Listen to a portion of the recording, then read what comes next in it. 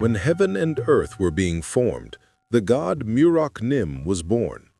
Heaven and earth were stuck together and did not separate, so Mythology made the heaven bulge up like a bowl lid and erected copper pillars at the four corners of the earth. Mythology was extremely tall, and having nothing to wear, he dug, cut, wove, and prepared the arrowroot that stretched over the mountains, making a robe and a hat from the arrowroot vine. Now, let us speak of the origin of humanity. Mythology held a silver tray in one hand and a gold tray in the other, and offered a prayer to the heavens. From the sky, worms fell, 5 onto the gold tray and 5 onto the silver tray.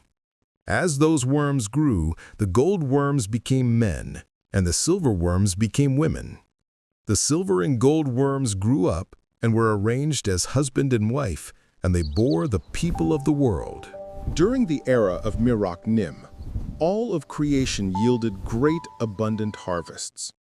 The front mountain became grain, the back stream became soy sauce, and people ate stones as rice cakes. Large gravel was used as white rice, and fine sand was used as millet. There was peace in every house, and joy in every place they went. This was a time when birds spoke, trees walked, horse heads had horns, cow heads had manes, chicken heads had ears, and dog heads had combs. It was then that Shamanic came forth from the heavenly palace.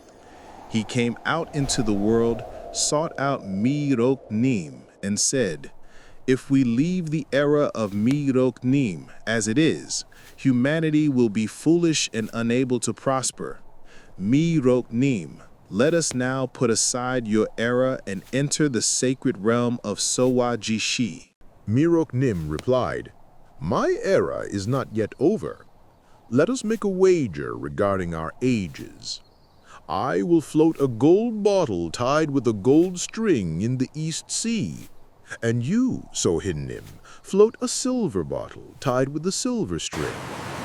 The one whose string breaks will be the loser.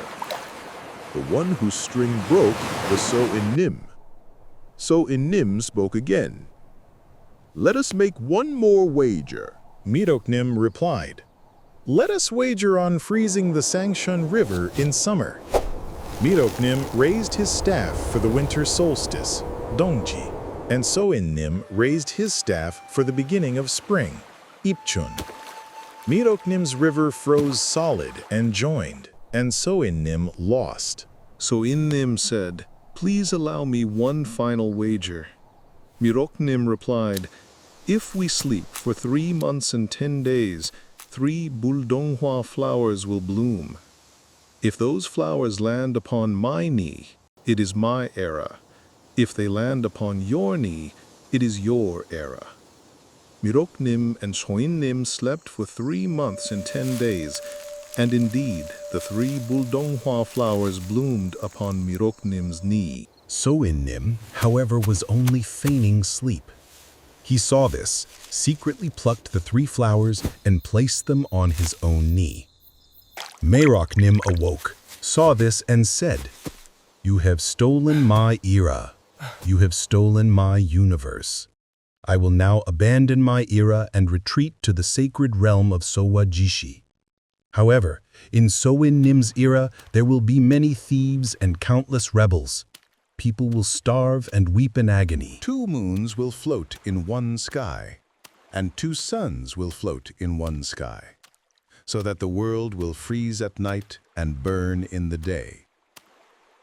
As soon as Mythology finished his words and departed, 2 suns and 2 moons rose in the sky. The world was scorched by light and heat, and frozen by darkness and cold.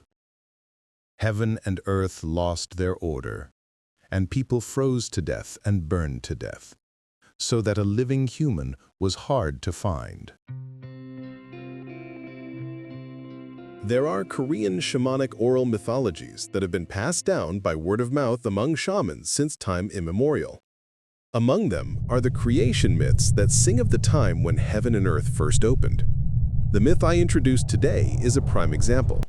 The Changse-ga literally means creation song, as recited by Kim Ssang-dol-yi, a shaman from Hamheung, Hamgyeong Province in early 20th century. This video reconstructs the myth by weaving together and translating excerpts from the Changse-ga and various Korean creation myth traditions.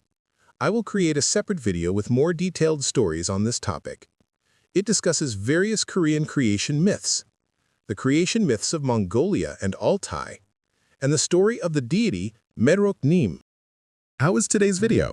In our next video, we will tell the story of Soingnim journeying to the heavens to remove one sun and one moon in order to solve the problems that arose after Mythology's departure. Won't you join us on this long journey through Korean shamanic mythology with Soingnim?